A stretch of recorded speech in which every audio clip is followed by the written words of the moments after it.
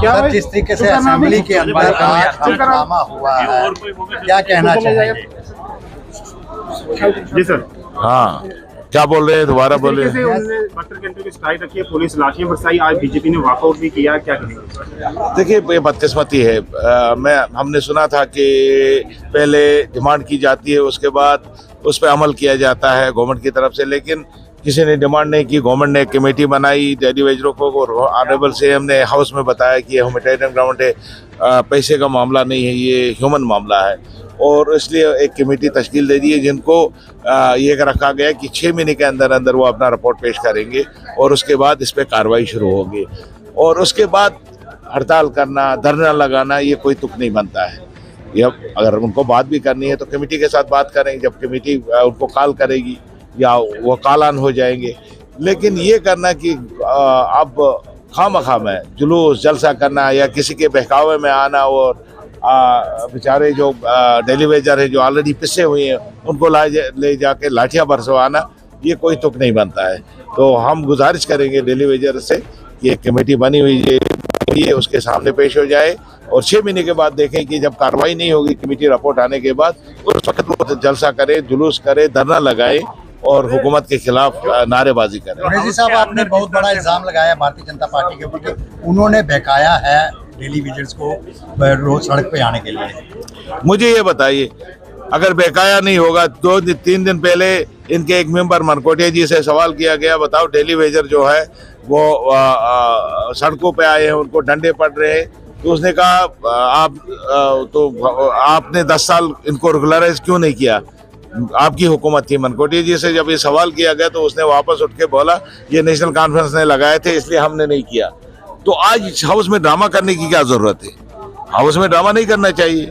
जब आपने ये बोला, जब आपसे सवाल किया रेगुलराइजेशन के बारे में, तो आपने कहा ये नेशनल कॉन्फ्रेंस के लगे हुए हैं और उनको ये रेगुलराइज करना चाहिए। तो आज हाउस में आके नाराबाजी करना और वक्त ज़ाया करना हाउस का, लोगों के जहां मसाइल उठाने थे वो नहीं उठे, तो ये कोई तुक नहीं बनता है। बेग साहब, जिस तरीके से आज भारतीय जनता पार्टी के एमएलए द्वारा हंगामा किया गया, क्या कहना चाहेंगे?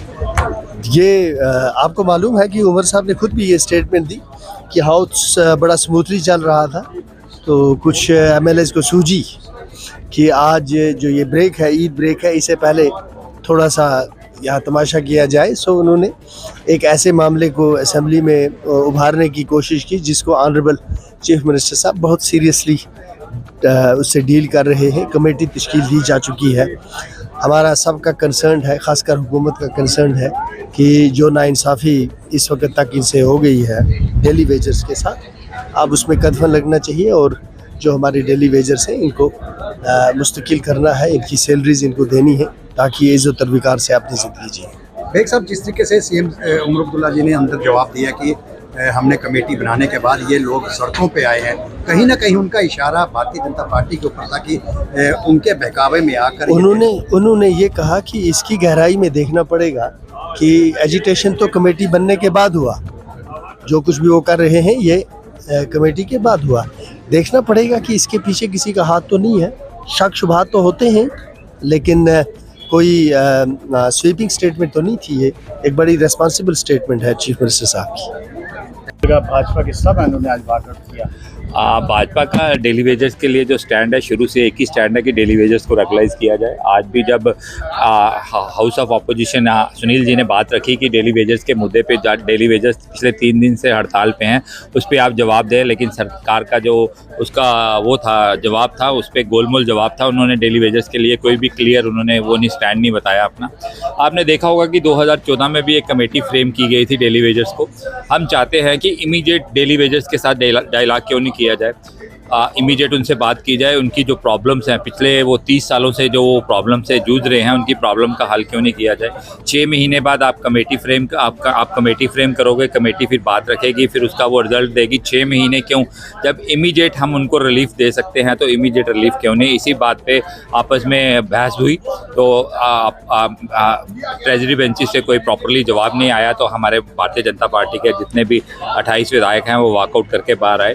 भारतीय जनता पार्टी हमेशा डेली वेजर्स के साथ पहले भी खड़ी थी, अब भी Bharatiya Janata party daily wagers के साथ है, उनके मुद्दों को लेके साथ है। जो बात करते हैं, अगर डेली वेजर्स को 300 से किसी ने 9000 पे लाया है तो भारतीय जनता पार्टी ने लाया है। ठीक है, उनकी प्रॉब्लम्स कुछ ज़्यादा हैं, काफ़ी हैं, कुछ लोग उसमें रिटायर भी हो गए हैं, उनकी एज फैक्टर भी है, लेकिन हमें उनकी चिंता करनी चाहिए कि काफ़ी बड़ा एक तो तबका है जम्मू कश्मीर का है, जम्मू से भी लोग हैं, वहाँ से भी हैं। इन्होंने अपनी ज़रूरतों के लिए लोगों को एम्प्लॉयमेंट दे के डेली वेजर लगा के अपने यूज़ करके उनके बारे में बाद में कभी किसी ने सोचा नहीं। भारतीय जनता पार्टी इसके लिए चिंता करती है और जल्दी ही डेली वेजर्स का जो मुद्दा है हम कोशिश करेंगे कि जल्दी से जल्दी ये मुद्दा